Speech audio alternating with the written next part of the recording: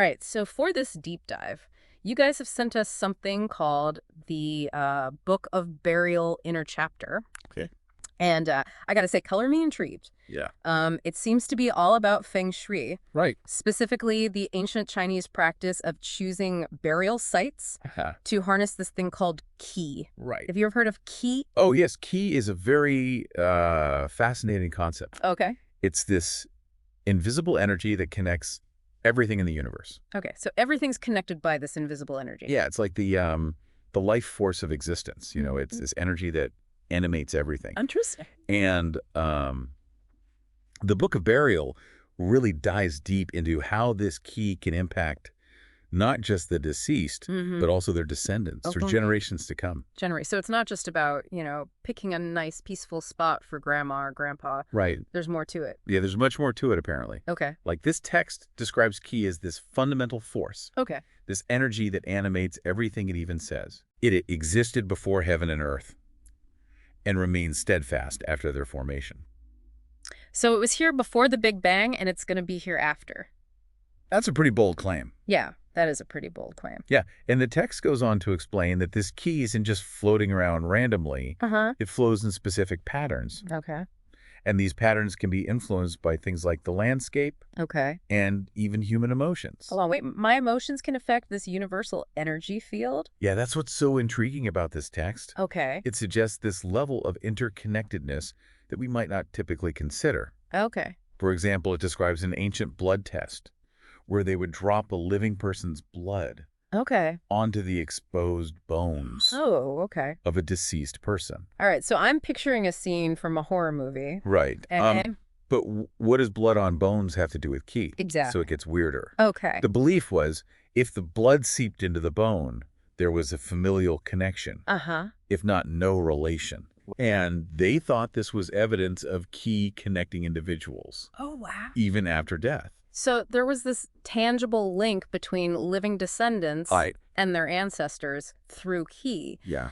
And the placement of the grave could somehow strengthen or weaken that link? That seems to be the core idea. Okay.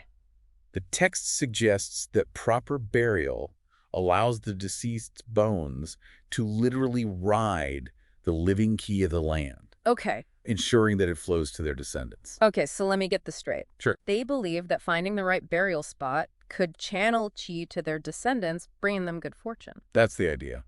Okay, so what did they consider the right spot? We called it auspicious land. Auspicious land, okay. Yeah, and the text emphasizes the importance of finding a burial site with specific characteristics. Okay. One key element is something called dragon veins. Dragon veins. Okay, that sounds pretty epic. Yeah. What are those exactly? Imagine them as these underground rivers of ki. They're flowing through the landscape, carrying this concentrated energy. Okay. And the Book of Burial suggests that finding a burial site located on one of these dragon veins is essential for tapping into this powerful ki. So not just any old patch of land. Well, you need to find one of these key hotspots. Right, exactly. What did they think an auspicious site looked like? Was it like a giant neon sign saying, bury here? Not quite a neon sign, but the text does provide some visual clues. Okay. They looked for mountains that stood tall. Okay. That kind of embraced the site. Waters that circled harmoniously.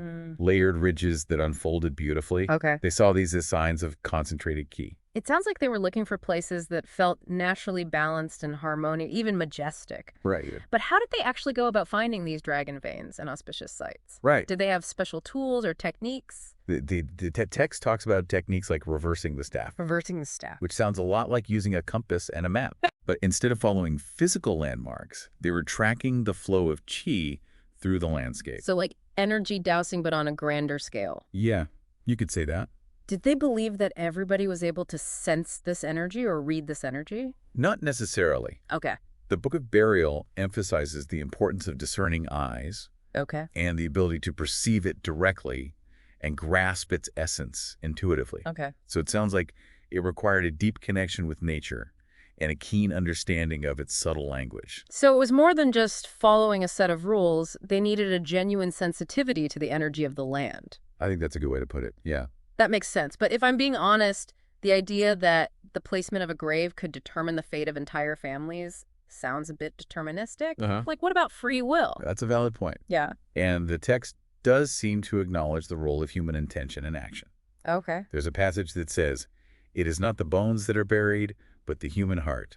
And that even if someone isn't buried in an ideal location, heartfelt intentions and actions can still make a difference. So it's not a guarantee of good fortune. It's more like setting the stage Right. for positive energy to flow. Yeah. What about those unsuitable places? Right. The outline mentioned the 5 unsuitable mountains. Yeah. What made them so bad? This is where things get interesting. Okay.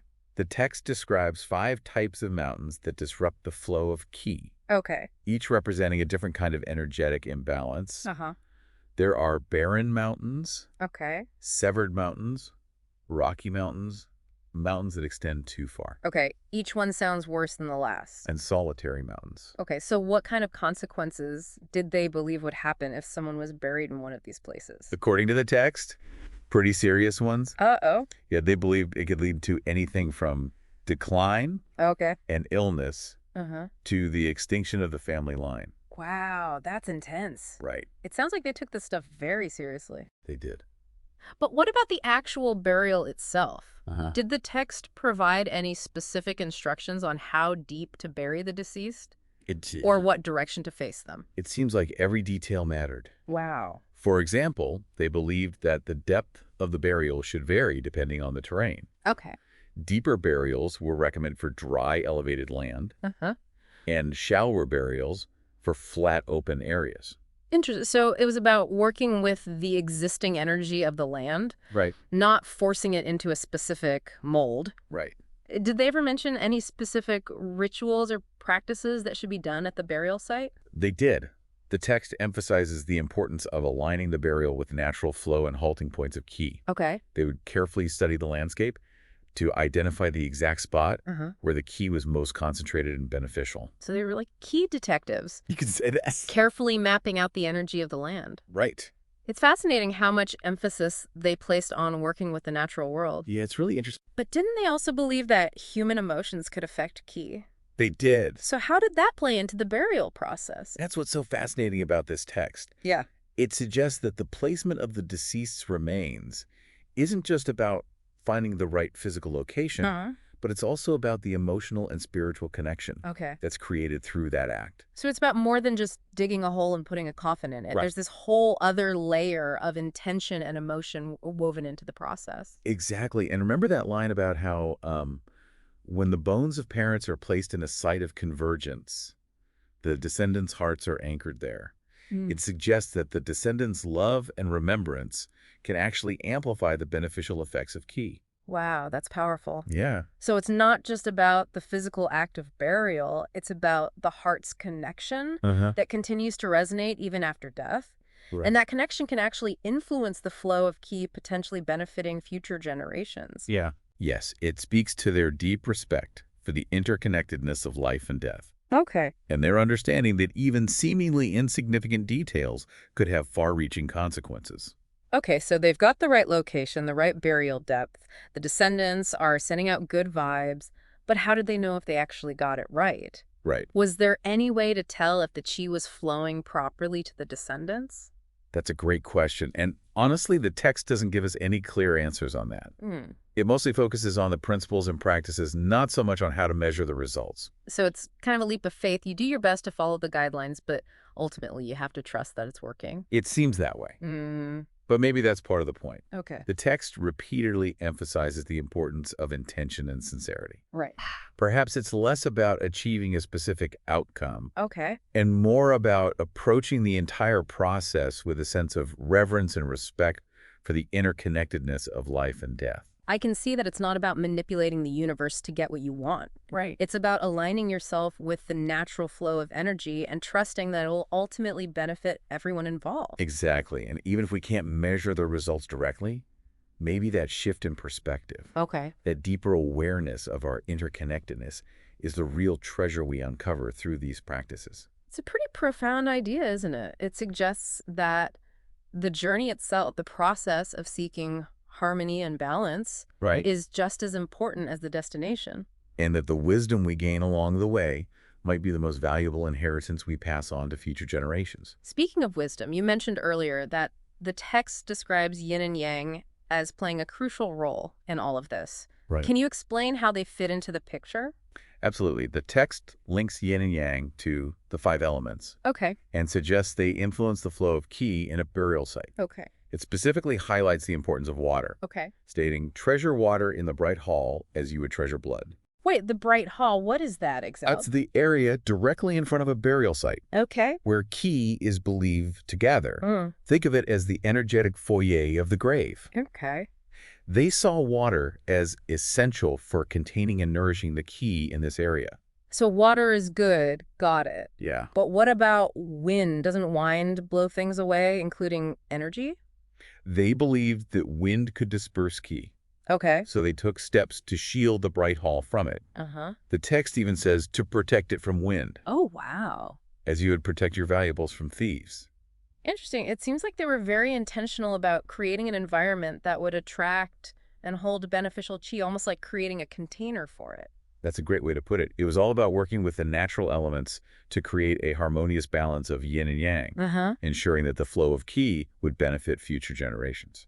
This is all so fascinating. We've covered so much ground already. I know, Ray. And I feel like we've only just scratched the surface of this ancient text. There's definitely a lot more to explore. Yeah. We haven't even touched on the deeper philosophical implications of this worldview, Right. or how these principles might still be relevant in our modern lives.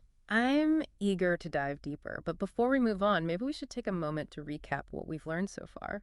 That's a good idea. We've covered a lot of. It's like we've been on this whirlwind tour Yeah. of ancient Chinese burial practices. It's incredible how much detail and thought they put into this practice. I know, it's fascinating. It really speaks to their profound respect for the interconnectedness of life and death, and their belief in the power of unseen forces to shape our destinies. And it challenges us to consider whether there might be more to reality than meets the eye. Right. Maybe there are subtle energies at play that we're only beginning to understand. Maybe those ancient cultures were onto something that we've lost touch with in our modern world. But before we go too far down that rabbit hole, let's pause here for now. Sounds good to me. We've definitely given you, our listener, a lot to think about. We have. We'll be back soon to continue our exploration of the Book of Burial in the meantime. I'm curious to hear what's resonating with you so far. Yeah, me too. You know, it's amazing how much depth there is to this ancient practice. It's not just about picking a pretty spot on a hilltop. Yeah. They really delved into the energetic nuances of the landscape. Yeah. And they didn't just stop at finding a good location. Right. The text goes into detail about the characteristics of the surrounding environment Yes. and how they can either enhance or diminish the flow of qi. Right. It's almost like they were composing this symphony of natural elements, Okay. each one contributing to the overall harmony Okay. of the burial site. What kind of things were they looking for? Well, they paid close attention to the shapes and formations of the surrounding mountains. Okay. For example, they looked for formations Okay. that resembled an 8-shaped layout, An 8-shaped layout. with 2 distinct shoulders Okay. flanking the central burial area. Hold on. An 8-shaped layout with shoulders. Can you break that down for me? Yeah, so imagine a figure 8 lying on its side. Okay. The central area within the 8 is the main burial site. Okay. The shoulders are land formations on either side Okay. of this central space. I gotcha. By observing whether one shoulder was higher or lower than the other, they could determine the balance of yin and yang energy Okay. in that particular location. Wow, that's incredibly detailed. It's fascinating. It's like they were reading the energetic blueprint of the landscape. Did they look at anything else besides the mountains? Oh, absolutely. Water was also a crucial element. Okay. Remember how the text said, treasure water in the bright hall as you would treasure blood? Right. They believed that water played a vital role Uh-huh.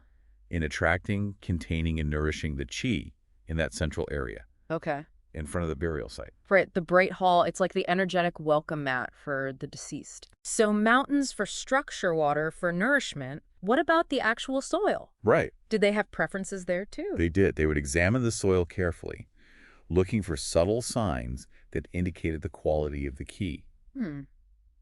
The text even mentions things like sands that resembled cicada wings Cicada wings. and waters that resembled shrimp whiskers.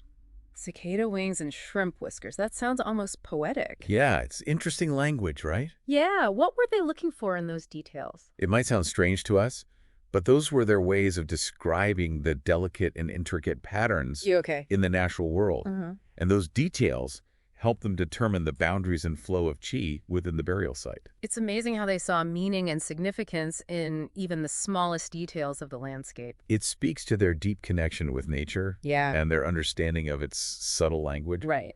You know, they saw themselves as interpreters of this language, Uh-huh. working to align human actions Okay. with the natural flow of energy. Okay, so let me see if I got this straight. So they'd find a spot with a good dragon vein.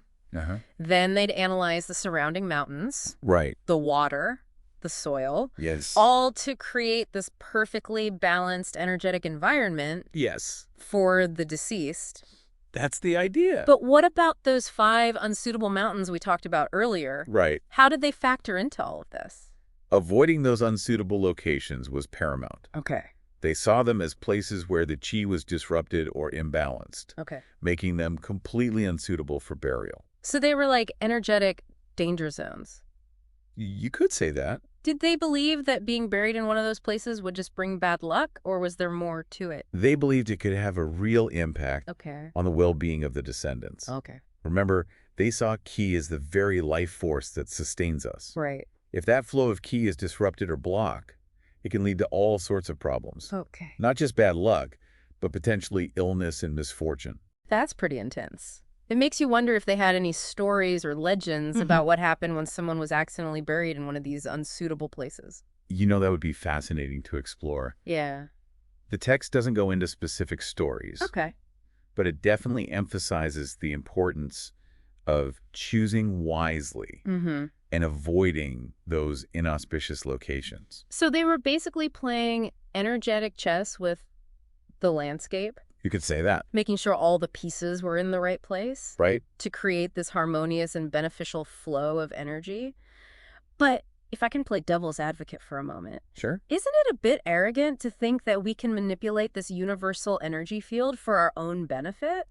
That's an interesting point, but I think it's more about understanding and aligning ourselves with the natural flow of qi Okay. rather than trying to control it. So it's less about forcing things to go our way Right. and more about working with the existing energies Exactly. to create a beneficial outcome. Remember how the text talks about tracing the origin of qi's movement and aligning with where it halts? Yeah. It's about understanding the natural patterns of energy flow and finding the points where it gathers and concentrates. Okay. They believed that these points held the most potent qi, and that aligning a burial with these points could maximize the benefits for future generations. Okay, so they were like key navigators, carefully charting the energetic landscape. Exactly. But if key is this invisible force, how did they actually track its movements? Did they have any special tools or techniques for that? They did, and this is where that reversing the staff technique we mentioned earlier comes into play. Okay. It was a way of analyzing the contours of the land, the flow of water, Okay. and the placement of mountains to determine the flow and culmination of qi. So it was like a combination of observation, calculation, and intuition. Exactly. They would use their knowledge of the principles of qi and their understanding of the landscape to identify the most auspicious spots for burial. It sounds like it required a lot of skill and expertise. It did. But even with all that careful planning, couldn't things still go wrong? What if they made a mistake and missed something important? That's where the importance of intention comes in. Okay. The text repeatedly emphasizes that the sincerity of the heart is essential Right. for success. They believed that even if they didn't get every detail perfect, Okay. as long as their intentions were pure and their hearts were in the right place, Right. the flow of qi would still be beneficial. So it was about more than just technical proficiency. Right. It was about approaching the entire process It is. with a sense of reverence and respect. And perhaps that's the most important lesson we can glean from this ancient text. Yeah. It's a reminder that true harmony and well-being come not from manipulating the world around us, but from aligning ourselves with the natural flow of energy and approaching life with a heart full of sincerity and good intentions. It's a beautiful message and one that resonates deeply even in our modern world. It does. But I have to admit, I'm still a bit stuck on the idea that emotions can actually influence the flow of qi. Uh-huh. Is there anything in the text that explains how that works? There are a few passages that offer some clues. Okay. Remember how the text says that the human heart connects with ki as the heart governs ki? Yeah. It suggests a very direct link Uh-huh. between our internal state Got it. and this universal energy field. So our emotions are like energetic transmitters, Yeah, you could say that. sending out signals that can affect the world around us. That's what the text seems to suggest. Wow. And this isn't just limited to individuals. Okay. It also talks about the collective energy of a family or a community Mm-hmm. and how that can influence the flow of ki in a particular place. Okay, I'm starting to see how this all ties together. Right. They believed that by creating this harmonious and supportive environment, both physically and emotionally, Oh. they could enhance the flow of beneficial ki. Right. Not just for the deceased, Yes. but for future generations as well. Exactly. It's all about creating this ripple effect of positive energy Wow. that extends outward from the burial site, influencing the lives of those who come after. This is such a fascinating concept. It really challenges us to think about the interconnectedness of all things in a whole new way. It does. But if we can influence chi with our emotions, wouldn't that mean that negative emotions could have a detrimental effect? Did they talk about that at all? They did. In fact, they believed that negative emotions like anger, fear, and resentment Okay. could disrupt the flow of ki Uh-huh. and create imbalances in the environment. Okay. They saw these emotions as a kind of energetic pollution Oh, wow. that could harm both individuals and communities. So they weren't just concerned with finding a good spot for burial. Right. They were also concerned with cultivating positive emotions and intentions Exactly. within themselves and within the community. They saw it as an integral part of creating a harmonious and prosperous society. That makes a lot of sense. It's not just about manipulating the external environment. Right. It's about working on ourselves internally as well. And that internal work, Right. that cultivation of positive emotions and intentions, Mm. is something that transcends time and culture. Yeah. It's a message that's as relevant today as it was centuries ago. It's a powerful reminder that we have a responsibility not only for our own well-being, Right. but also for the well-being of those around us and Yeah. those who come after us. And that our thoughts, feelings, and actions have a ripple effect that extends far beyond our immediate perception. It really makes you think about the legacy we're creating, It does. not just in terms of physical things, but also in terms of the energy we put out into the world. And it challenges us to approach life with a greater sense of awareness and intention, recognizing that we're all interconnected and that our choices matter.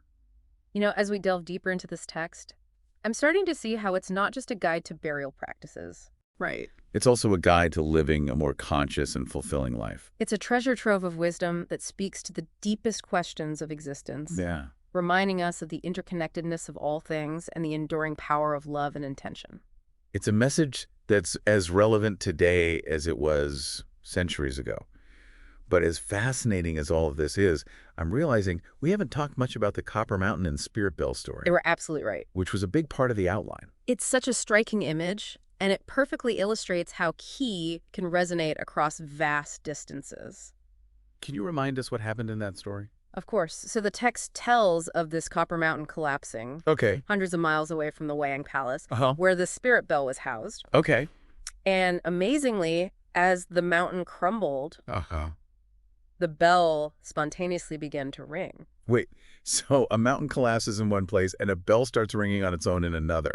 That sounds like something straight out of a myth or a legend. Right, but the Book of Burial presents it as a real event. And this scholar, named Dongfang Shuo, known for his wisdom, Okay. correctly predicted that the bell would ring Really? in response to the mountain's collapse. How did he know that would happen? Did he have some kind of psychic connection to the mountain? He explained it by saying that because the copper used to make the bell Uh-huh. came from the mountain, Okay. there was this resonant connection between them. Hmm.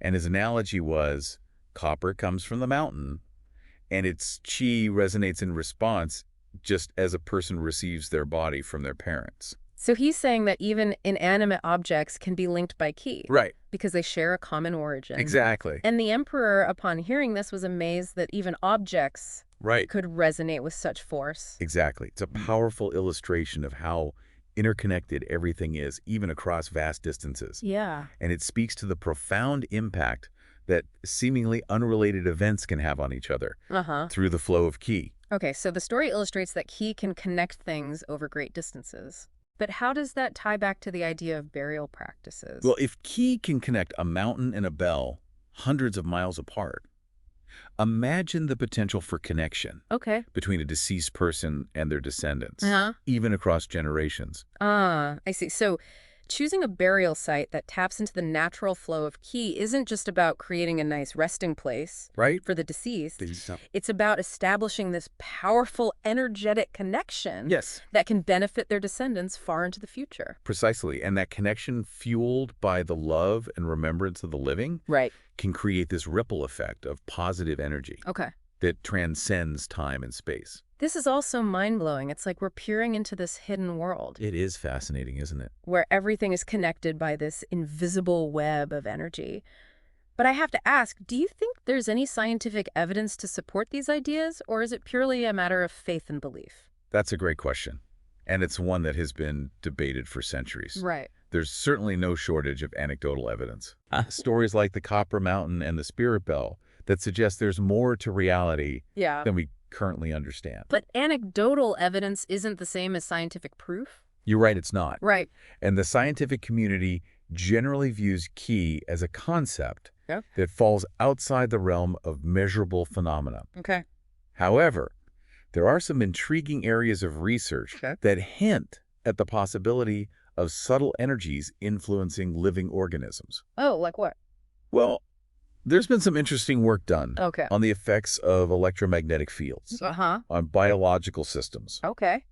And some researchers are exploring the possibility that human consciousness itself might have a measurable impact on the physical world. So there are scientists who are open to the idea Yes. that there might be more to the universe Right. than we can currently measure or explain with our current scientific models. Exactly.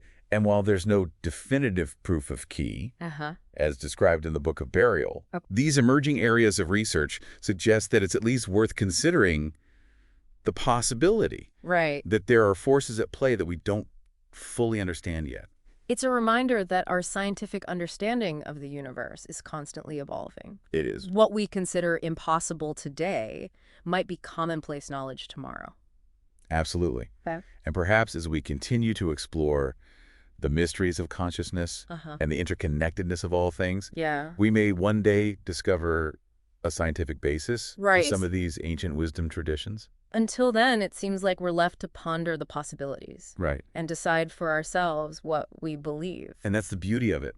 The Book of Burial doesn't offer definitive answers. Right. It invites us to question, to explore, and to draw our own conclusions. It's not a dogma to be blindly followed. It's a wisdom tradition to be contemplated and integrated into our lives in a way that feels meaningful and authentic. And perhaps through that process of contemplation and integration, we can uncover a deeper understanding of ourselves, our place in the universe, and the profound interconnectedness of all things.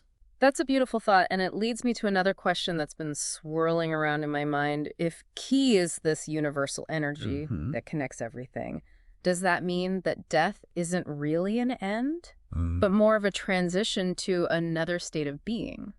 That's a profound question. Yeah. And honestly, it's one that has puzzled philosophers and spiritual seekers for millennia. Yeah. The Book of Burial doesn't offer a definitive answer, but it definitely hints at the possibility that death is not the end of our existence, Right. but rather a transformation. You know, we often talk about resting in peace, but the text seems to suggest that the deceased aren't just passively resting. Right. They're actively participating in this ongoing flow of ki, Yeah. connecting with their descendants and influencing the world in subtle ways. That's a fascinating perspective. Yeah. And it challenges us to rethink our relationship with death. Instead of viewing it as a separation, Right. perhaps we can see it as a continuation, Okay. emerging with a larger energetic field. That's a beautiful way to think about it. Yeah. It's not an ending, but a transformation, emerging with the universal flow of chi. And it's a reminder that our actions in this life have repercussions that extend far beyond our own lifetimes. Exactly.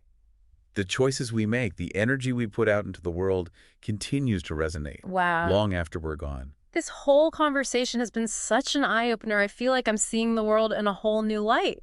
It is fascinating, isn't it? But I'm also realizing how much more there is to explore. It's true. We've only just scratched the surface of this ancient wisdom tradition. Yeah. There are so many layers of meaning to unpack Yeah.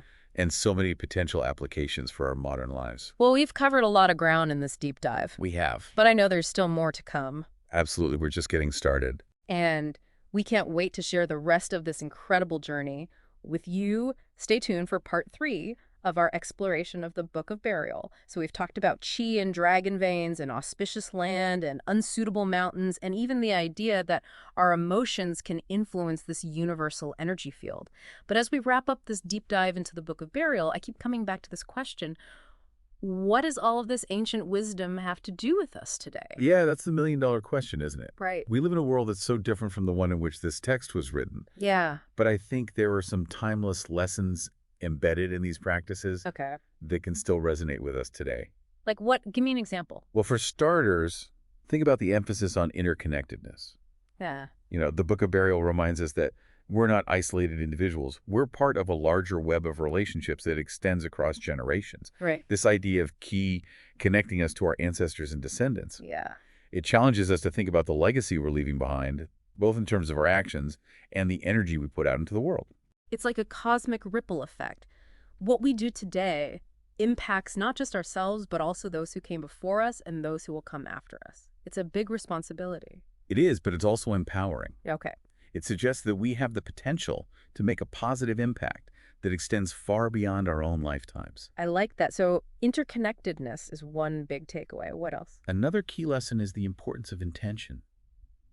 The Book of Burial repeatedly emphasizes that the sincerity of our hearts is essential for success in these practices. Right. It's not just about going through the motions. It's about approaching the entire process with reverence, respect, and a deep understanding of the interconnectedness of all things. It's like that saying, it's the thought that counts, but in this case, the thought carries real energetic weight. Exactly. And that's something we can apply to all areas of our lives, not just burial practices. Right. Whether we're interacting with others, making decisions, or pursuing our goals, the quality of our intention shapes the outcome. So it's not just about what we do, but why we do it. Our motivations matter. Absolutely. And I think that's a powerful message in a world that often prioritizes results over process. It's true. I'm also struck by the Book of Burial's reverence for nature. They clearly saw the natural world as a source of wisdom and guidance. Right. They studied its patterns, observed its subtle energies, and sought to align their actions with its flow. That's such an important point. Mm. In our modern world, it's easy to feel disconnected from nature, to see it as something separate from ourselves. But the Book of Burial reminds us that we're intimately intertwined with the natural world. Right. Our well-being depends on it.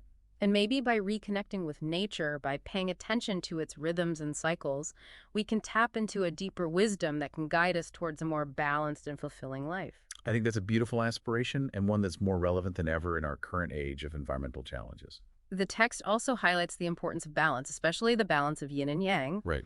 They saw this duality as essential for maintaining harmony in all aspects of life, from the placement of a grave to the cultivation of our emotions. That's a concept that transcends cultures and time periods. We all intuitively understand the need for balance in our lives. Too much of one thing, whether it's work pleasure or even a particular emotion, can create disharmony and lead to problems. So maybe one of the key takeaways from the Book of Burial is that we need to find that sweet spot, that dynamic equilibrium, where all aspects of our lives are in harmony with each other and with the natural world. That's a beautiful way to put it, and it's a journey that requires ongoing awareness, reflection, and adjustment. Right. There's no one-size-fits-all formula for achieving balance. Right. It's a process of continual learning and refinement. As we've been talking about all of this, I've been thinking about how much emphasis the Book of Burial places on the idea of legacy. It's not just about what we achieve in our own lifetimes, it's about the impact we have on future generations. It's true, and that idea of legacy goes beyond material possessions or accomplishments. It's about the values we embody, the energy we radiate, and the love and wisdom we pass on to those who come after us. It's a reminder that our lives have meaning and purpose beyond our own individual experiences. We're all part of a larger story, and our actions ripple outward, shaping the world for generations to come. Yeah, and that's a powerful and inspiring thought, isn't it? It suggests that even small acts of kindness, compassion, and understanding can have a profound impact on the world. It also challenges us to think about what kind of legacy we want to leave behind. What kind of energy do we want to contribute to the world? What kind of impact do we want to have on future generations? Those are questions worth pondering, aren't they? And perhaps the wisdom embedded in the book Burial, even if we don't follow its specific practices, can guide us towards a more conscious and intentional way of living. It's definitely giving me a lot to think about, and I hope it sparked some curiosity in you, our listener, as well. We've only just scratched the surface of this fascinating topic, and we encourage you to continue exploring the world of Feng Shui and Qi. You might be surprised by what you discover about yourself, your connection to the world around you, and the enduring power of ancient wisdom. And who knows, you might even find some practical insights that can enhance your life in unexpected ways. So keep those questions coming. Keep exploring and keep diving deep into the mysteries of the universe. Until next time, may your Qi flow freely and harmoniously.